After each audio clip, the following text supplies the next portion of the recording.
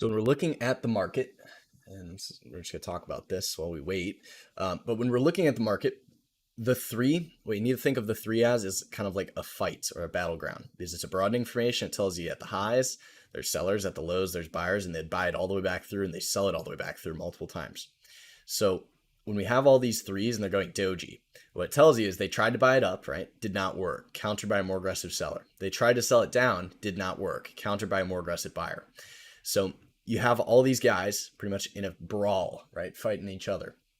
Now, when we get this inside bar, which is more likely to occur, there could be some 30s, but we're nowhere near becoming a 2 on the 60 on most of these outside bars here, right?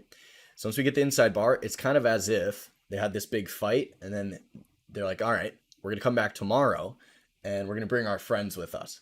So this inside bar is kind of like the nighttime, right? Nothing's happening.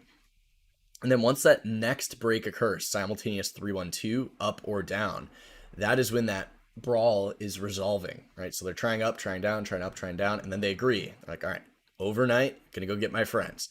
And then the next break has all their friends behind them, and they're gonna blow out whoever the losing trader in this scenario is.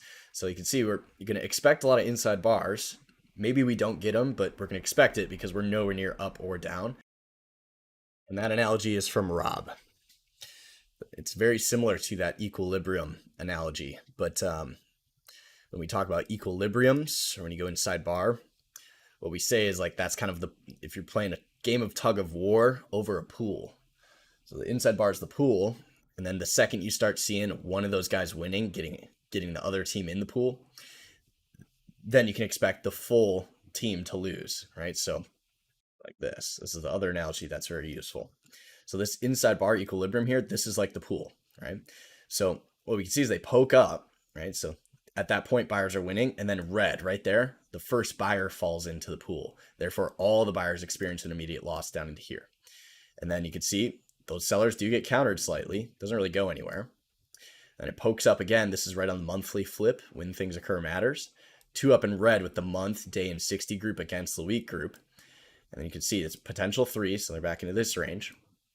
They go 3, reclaiming this pool, right? So anyone that's long trying to get buy or buys into this stuff, those guys are now falling into the pool. And then you go to the other side of the pool, they experience an immediate loss. So like a dash, inside bar, this is the pool, right?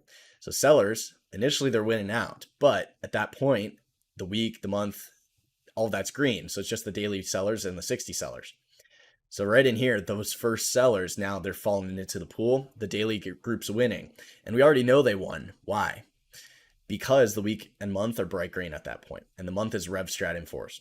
So when this occurs here, you already know who the winner is. Everyone is a buyer, and whoever sold in this stuff, they're like a 2-person team against the 20-person team. They lost, right? And then up they go. You get slight corrective activity. Up they go. Slight corrective. Then you can see they're chopping it up this week. Yeah, maybe the inside bar. So like when you have the inside bar, someone peed into the pool and everyone got out, right?